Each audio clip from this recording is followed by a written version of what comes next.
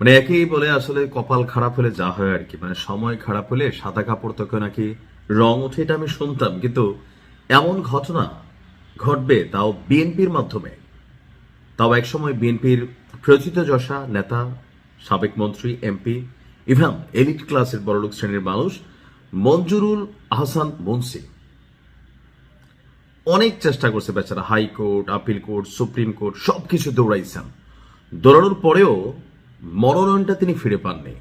এমনকি বিভিন্ন ধরনের বক্তব্য দিয়েছিলেন হাসনাত আব্দুল্লাহর বিরুদ্ধে। কিন্তু দেখেন, সময় খারাপ হলে কি হয়, মনোনয়ন তো পাইলেনই না। এখন যে দলটা তার মানে অস্তিত্ব ছিল, বা যে দলটা নিয়ে তিনি গর্ব করতেন, বা যে দলের জন্য তিনি কাজ করেছেন বলে বিভিন্ন সময় দাবি করতেন, সেই দলটি আজকে তাকে বহিষ্কার করে দিয়েছে। আসলে কেন? মঞ্জুরুল আহসান মুন্সি এমন কি কর্মকাণ্ড করলেন যেটার জন্য তাকে বহিষ্কার করলো? এখন যতটুকু তথ্যসূত্র আমরা বিএনপির অফিসিয়াল তথ্য থেকে পাচ্ছি, সেটা হচ্ছে দলীয় নীতি, আদর্শ এবং সংগঠন পরিপন্থী বক্তব্য ও কার্যকলাপের জন্য বিএনপির জাতীয় নির্বাহী কমিটির সদস্য ইঞ্জিনিয়ার মঞ্জুরুল আহসান মুন্সি ওনাকে বিএনপির প্রাথমিক সদস্য পদ সহ দলীয় সকল পর্যায়ের পদ থেকে বহিষ্কার করা হয়েছে। আমসালা যা আছে সবই হারাইছেন। এখন যারা ইতিমধ্যেই মঞ্জুরুল আহসান মুন্সি তিনি এমপি না হলেও লোকালভাবে বিএনপি যদি ক্ষমতা যায় প্রভাব বিস্তার করবেন বলে ভাবছিলেন, তাদের জন্য আসলে এই মুহূর্তে যথেষ্ট সমবেদনামূলক একটা সিচুয়েশন তৈরি হয়ে গেল। রাতে বিএনপির সিনিয়র যুগ্ম মহাসচিব রুহুল কবির রিজভী তিনি এক প্রেস বিজ্ঞপ্তিতে এই তথ্য জানাচ্ছেন। এখন সমস্যা কোথায় দেখেন, তিনি আসলে কি করছেন, মানে হিসাবে না বললে এদেশে দলও নিজের না। আপনারা জানেন যে এই দেবিদ্বার আসনে ট্রাক মার্কার পক্ষে বিএনপি কিন্তু তাদের অবস্থান নিয়েছে, যেন হাসনাত আব্দুল্লাহর বিরুদ্ধে ন্যূনতমভাবে যিনি ট্রাক মার্কা নিয়ে প্রার্থী আছেন তিনি যেন পাশ করেন।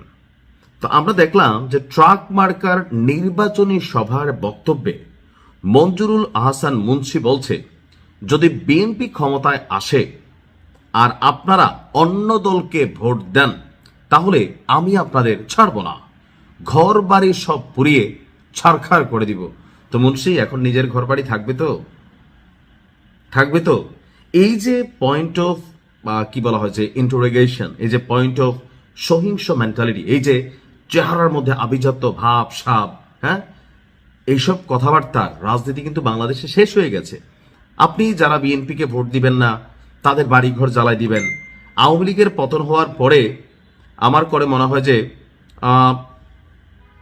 একটু তো শিক্ষা নেওয়া দরকার ছিল, বা হাসনাত আব্দুল্লাহর সাথে এই যে একটা সময় গেল, লড়াই হলো, তিনি মনোনয়ন পাইলেন না, মাঠ পর্যায়ে তার যে বক্তব্যগুলো আম জনতার কাছে নেগেটিভলি গেল, এরপরেও কি তার শিক্ষা হইল? এখন তিনি বক্তব্যটা বিএনপির জন্য দিচ্ছেন, কিন্তু এই ধরনের বক্তব্য দেওয়া নির্বাচনী আচরণবিধির লঙ্ঘন। এমনকি এই ধরনের বক্তব্যে ট্রাক মার্কার যিনি প্রতীকে দাঁড়াইছেন এই লোকের ভোট কি বাড়বে নাকি কমবে? কমবে। এটা ওনার ইমেজ নষ্ট করবে। So BNP officially Manzurul Ahsan মুন্সির বিরুদ্ধে যে ব্যবস্থা নিয়েছেন আমি মনে করি একদম যথার্থই নিয়েছেন। তিনি বলছেন যে আপনারা ভাববেন না আমি ভয় দেখাচ্ছি। আচ্ছা, তো কি করছেন? প্রয়োজনে আপনারা রেকর্ড করে ফেসবুকে ছেড়ে দিতে পারেন, আমার কোনো সমস্যা নেই। অতীতে তিনি কখনো ভোটারদের দ্বারা অপমানিত হননি, বিপুল ভোটে নির্বাচিত হয়েছেন। তবে এবার অপমানিত হলে তার প্রতিশোধ নেওয়ার কথা জনসম্মুখে তিনি বলেন। এরপরে বলছেন যে আমাকে খারাপ হতে বাধ্য করবেন না, আমি যদি খারাপ হই তাহলে খারাপের খারাপ হবো। কাকা, এখন আপনি খারাপ হয়ে যান, আপনাকে হাসনাত আব্দুল্লাহ সাইজ করে ফেলবে, কারণ দলীয়গতভাবে আপনাকে একদম আউট অফ মার্কেটে ফেলে দেওয়া হয়েছে। এক ধরনের অসহায়ত্ব অবস্থায় আপনি পড়ে গেছেন। দেখেন, অতি অহংকার ভালো না, অতি অহংকার মাঝে মাঝে বিপদ ডেকে আনে। এটাই মঞ্জুরুল আহসান মুন্সি সহ যারাই মনে করছেন তাদের জন্য কিন্তু সামনে খারাপ দিন আসতে যাচ্ছে। ভালো থাকুন। আসসালামু আলাইকুম।